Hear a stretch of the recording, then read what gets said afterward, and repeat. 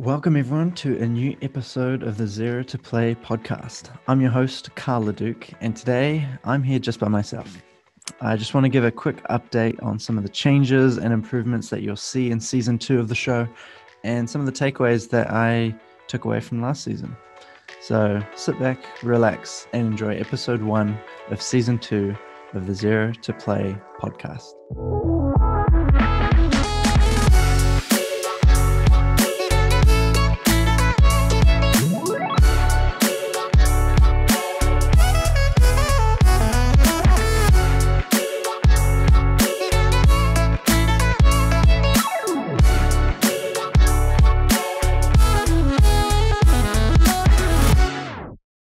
Okay, so this is episode 1 of season 2, and as you can tell already, there is some funky new music. And I don't know if some of you have noticed, I definitely noticed, but the microphone quality is a lot better now. I have a new microphone, a new intro music, a new process, and there's a lot coming. So yeah, this is just a quick video. This won't be long. This definitely won't be as long as a normal regular podcast. But if you are eager to go listen to a show at the same time that this is uploaded, there should be episode 2 of the show with Jacob Navok, which you should be able to listen to right now. I highly recommend listening to that. He is an amazing person doing some amazing things in the interactive media space, and he's got some great ideas, some great visions of the future, and I spoke to him all about that. So go check that out if you don't want to hear my boring voice for too long. So yeah, I got a new microphone. I got the blue Yeti mic, which was awesome. I really wanted to improve the audio quality since the beginning, and we finally have. I'm glad to have that change for season 2. The intro music as well. I got a song license from artlist.io and really loved it. I really love how that just kind of brings in, sets the mood at the beginning of the show. And that makes me really happy and just hypes me up at the beginning of all the recordings that I've done so far. So I'm excited for that change as well. Another really big change that I'm gonna hopefully be able to manage throughout this season is uploading videos of the podcasts to YouTube. So there should be, hopefully, as you're listening to this, Zero to Play YouTube channel with all the episodes of season 1 on there, as well as every week. Not only will the episodes be on Spotify, but you'll be able to find them on YouTube as well, which I think I'm really excited for. I do have a lot of background in video content and have tried to not rush into it. So I'm kind of just taking it slow, making it real simple for now. But I do have very high hopes for where the future of it can go. I'd love to be able to make separate clips for every question that I ask the guests and have those clips as they're an individual uploads as well. But that's somewhere down the line. That's definitely not in the near future, just because I don't have enough time to produce all of that myself every week. Aside from Spotify and YouTube, I am also looking at getting the podcast on Google Play Music, Google Podcasts, and also Apple Podcasts, and anywhere else that I can get it easily. So I have run into some issues in the past, which is kind of what led this to be exclusively on Spotify, just because that was the easiest and least amount of resistance when I started this. But I'm starting to kind of give it another crack and see if I can get the podcast uploaded in a few more places. I know that's been requested by a few people over the course of season 1. So that's something I would like to get done, is just have it more accessible in the places that you guys listen to podcasts usually. So if you have any feedback for anything, please send it through. I'd love to hear it. I'd love to grow this podcast. I want to put it in places that you guys want and that I know will be listened. So yeah, those are just a few of the things. Also, another big change that's happened is I have done a big rebrand of the logo. So if you go to all the channels, all the podcast artwork, the Twitter header, the YouTube frames, and the logo of everything has changed. I've been working with Leslie Mathis, who's a designer from Australia. We've been talking for a few months now, and this is a project that we worked on together, and I'm really happy with the outcome. It's a lot more simplified, it's a lot more meaningful, and it makes me really excited just for the branding of the podcast as a whole. So that's really exciting, and that makes me really happy. I'd love to know what you guys think, if you like it. And yeah, that's the kind of new chapter of the podcast as well. I'll try not rebrand every season, but this was definitely one that I was looking forward to, just because I really just rushed the launch of season one. Not rushed it, but I didn't want to put so much thought into something that I wasn't sure how it was going to look and feel. And even just the whole mission behind the podcast was a lot clearer to me halfway through season one, which helped with this new stage of branding. So yeah, I'd love to know what your thoughts are on that too. Going back through season one, I just have a list here of all the people I spoke to, and some takeaways that I got from every guest, and it's awesome. I've loved the variety of people I've spoken to. Some narrative designers, I've spoken to some studio owners, I've spoken to CEOs, back-end developers, streamers, um, producers, UI artists, indie developers, AAA game developers. It's been an awesome range of people and stories and experiences that already, just in 13 episodes of season one, that I feel has been incredible. And that makes me even more fired up for the kind of guests that I'm going to get on the show in the future. I already have a few lined up.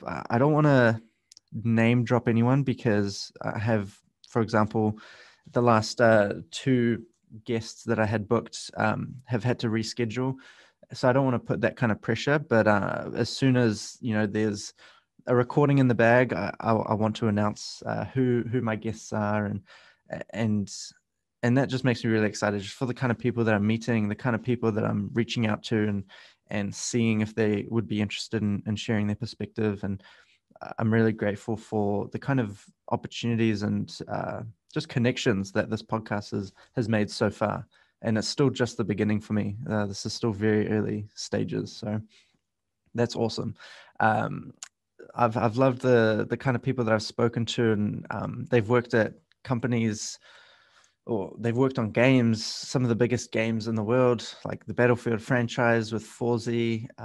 Ed's working at Double 11, who develop Minecraft Dungeons and Rust and tons of other games. Matt, who works he works with Raven Software on Call of Duty Warzone at the moment. He's also an indie developer. There's just been It's been incredible that I've been able to talk to these people, and I think the common thread is that everyone just loves games, and everyone is human. No one's superhuman. Like, no one's a genius or intelligent, or everyone's just doing the best they can with what they have. They're passionate about games, and they've found a place to feel comfortable and to pursue, and that's what I love. That's what I love about this show, is it's just one human talking to another human that's doing something else in the gaming space. And I think that's really important for a lot of people that aspire to be in this industry one day, is just how normal everyone is. Even the big games that earn billions of dollars for big companies that have thousands of people, everyone's just doing what they love, and they specialize in certain areas, and that gets them different opportunities. And I've been really inspired by that, just because it makes me feel like every company is achievable to get into. It's obviously like a timing thing, and who in some ways, but it's all possible. And that's one thing that I've left feeling is it's all possible if you put the time in, if you put the effort in, if you're passionate enough about it and you work hard enough, then you can get those opportunities that people would consider a dream job. So that's been really inspiring to see. Yeah, let's see, what else have I got on my list? The kind of topics that I hope to explore are kind of similar to where I started in season one. I haven't, I haven't ruled out any area. It's only grown, I think, my curiosity for different areas of gaming. There's some big questions that I have about the future of the creator economy. That's a big buzzword that gets thrown out a lot in terms of social media and the kind of power of the internet, and I'd like to see gaming kind of enter that conversation and to provide opportunities for people to make money online through their games, which is already possible, but I think there's a lot of barriers. It's a lot more it's a bigger scale to develop a game is a lot harder and more expensive and takes longer than other creative pursuits, rather than writing a blog or making a video or that kind of thing. Game development is definitely a bigger thing to try and achieve, and I'm hoping to see that become easier as time goes on. So that's an area that I'm paying close attention to. That I'm really excited for what the potential of the future of gaming could look like. And this kind of plays into the conversation of no code tools. There's a big movement happening at the moment with no code platforms, so people that can develop apps without having any programming experience, and it's more the tools that are built to be able to make that happen. And I'm hoping to see a similar thing in gaming. So people like myself who are trying to learn programming but see just how big of an objective that is. Hopefully there's tools that will come out that will make it easier for people like me to develop and launch games and create experiences that are impactful, and people enjoy the experience of making gaming more of a creative outlet than like a business kind of process. But that's something I'm really interested in seeing how it evolves. Other areas that I'm going to continue talking about are just indie development and AAA game development. I think there's so many things, just different projects. Two different indie developers would have completely different stories and different views of the industry, different goals and ambitions. And I just want to keep talking to other indie developers and hearing their stories, as well as AAA games and games that are that have huge budgets behind them and that are really kind of shifting the culture of games and um, what's trending and that kind of thing. Genres like battle royale and seeing how big companies are viewing the future of those genres and where they're putting their money, and talking to developers on those teams to see their perspective, and also just hearing the developers that are making games for a living, what that's like and how they got into it. I don't think there'll be enough content. There's no shortage of content of just hearing people's experience of how they got their first job and why they love games, and I love having those conversations, and I'm definitely going to continue just pulling people that I see online that clearly love their job or have a talent and a skill in what they do, and just hearing more about what it is that they do, why they love what they do, and I always find that inspiring. So I'm definitely going to continue to find people like that I can talk to, just to hear their story. Yeah, other buzzwords that I'm continuing to just float around and see where the conversation goes. Things like gamification, game platforms, game theory. Yeah, those things all, I constantly see new articles being put out, new companies that are being referenced when it comes to gamification and things like that. And I'd love to talk to more people that are maybe in more app development than game development, and just hearing their perspective of games from the other side of the coin. So not necessarily someone who's a gamer, but someone who is trying to build a business with good retention and is trying to make their app more fun and more game like. And I find that really fascinating. And I want to talk to more people that have that kind of mindset, not necessarily coming from a gamer's perspective, but someone that sees the value in games and wants to make more experiences that are more fun and entertaining, like games are. And that's what games do really well. So yeah,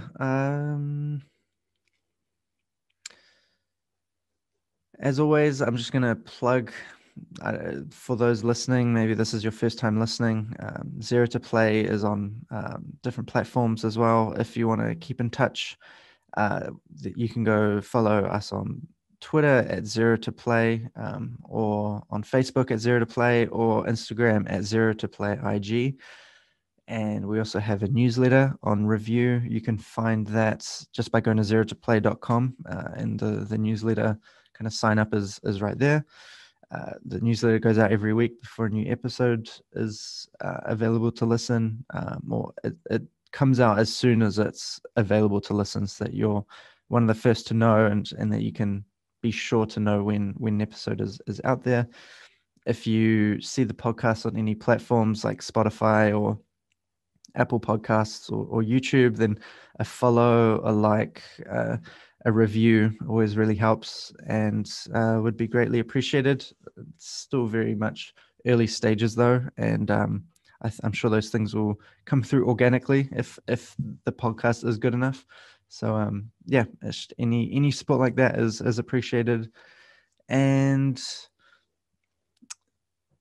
yeah, I'm just really excited to get into it. I'm excited for you guys to listen to episode 2 with Jacob Navoke. I think that's going to be really powerful. I'm excited for the following guests that will be coming onto the show throughout season 2.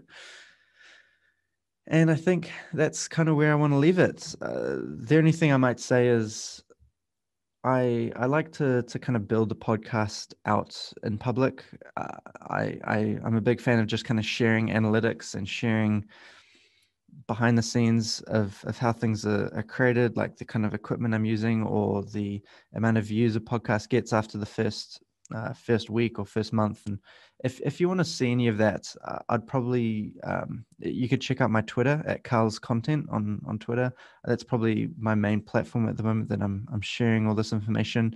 I don't want to share too much through the Zero to Play channels, just in case that's not something that someone that's interested in the podcast is wanting to see. So follow me if you want to see those kind of behind the scenes, and please reach out if there's any information that you'd like to know. It's just me running this podcast at the moment, and I have no reason to hide things, and I do want to just be as transparent as possible and just help us all become better game developers, become more inspired about the gaming industry and where it's going, and be more educated about what the future might look like. That's why I'm doing this. That's what I really enjoy doing. And yeah, that's kind of still the mission. I think if I go back and listen to episode 1 of season 1, I'll I'll have a similar tone, and I'm happy about that. I think it's a good sign that the mission of the podcast is still the same, and I'm excited to see where things are, season 3, season 4, season 5, and see how things change. So this is all I have for this episode. Thanks for listening. Go listen to something more valuable now. Jacob Navoke, episode 2, should play right after this one. So thanks for listening. I'll talk to you guys in the next episode.